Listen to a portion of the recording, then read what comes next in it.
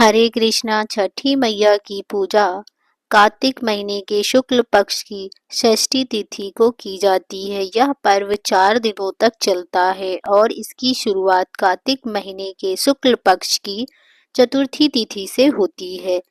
इस साल 2024 में छठ पूजा 5 नवंबर से शुरू होकर 8 नवंबर तक चलेगी।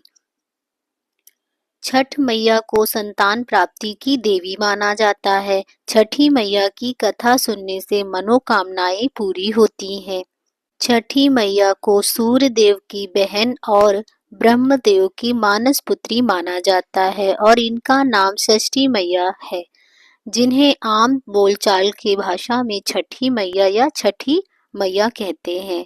छठ पूजा में सूर्य देव के साथ इस देवी का भी पूजन करते हैं। एक प्रकार से सूर्य देव और छठी मैया भाई बहन हुए। जब ब्रह्मा जी ने सृष्टि की रचना आरंभ की तो उन्होंने अपने शरीर से 2 हिस्से किए। दाया भाग पुरुष और बाया भाग प्राकृतिक के छठे भाग से सृष्टि देवी की उत्पत्ति हुई। इनको देवसेना भी कहा जाता है। जो व्यक्ति षष्ठी देवी की पूजा करता है उसकी मनोकामनाएं पूरी होती हैं और छठी मैया की कथा भी इस दिन अवश्य सुनी जाती है। आइए कथा को आरंभ करने से पहले आपको बता देते हैं कि कथा को पूरा सुनते हैं, आधा अधूरा नहीं सुनते हैं। आधा अधूरा सुनने से दोष लगता है। आइए कथा को आरंभ करते हैं। ओम गण गणपतये नमः। एक समय की बात है, एक राजा प्रियावंत थे जिनकी पत्नी का नाम मालिनी था। विवाह के काफी वर्ष बीतने के बाद भी उनको कोई संतान नहीं हुई थी। तब उन्होंने कश्यप ऋषि से इसका समाधान पूछा तो उन्होंने पुत्र प्राप्ति के लिए यज्ञ कराने का सुझाव दिया। कश्यप ऋषि ने पुत्र प्राप्ति के लिए यज्ञ किया और राजा की पत्नी मालिनी को प्रसाद स्वरूप खीर खाने को दिया। उसके प्रभाव से रानी गर्भवती हो गई, जिससे राजा प्रियावंत बड़े खुश हुए। बहुत समय बाद रानी ने एक पुत्र को जन्म दिया, लेकिन वह बालक मृत पैदा हुआ। यह खबर सुनकर राजा बहुत दुखी हो गए।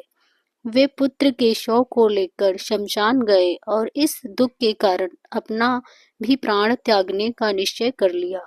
जब वे अपना प्राण त्यागने जा रहे थे तभी देवी देवसेना प्रकट हुई। उन्होंने राजा प्रियवंत से कहा कि उनका नाम छठी मैया है। हे राजन, तुम मेरी पूजन करो और दूसरों लोगों को भी मेरी पूजा करने को कहो। लोगों को इसके लिए प्रेरित करो। देवी देवसेना की आज्ञा अनुसार राजा प्रियवंत ने कार्तिक माह की शुक्ल पक्ष की छठ तिथि को छठ पूजा की। उन्होंने यह पूजा पुत्र प्राप्ति की कामना से की थी। छठी मैया के शुभ आशीर्वाद से राजा प्रियवंत को पुत्र की प्राप्ति हुई। तब से हर साल कार्तिक शुक्ल षष्ठी को छठ पूजा की जाने लगी। तो जोर से बोलिए जय छठी मैया। छठी मैया का कथा सुनने के बाद छठी मैया का जयकारा जरूर लगाना चाहिए और ऐसी ही कथाएं सुनने के लिए हमारे चैनल को सब्सक्राइब करें और कमेंट में जय छठी मैया जरूर लिखें।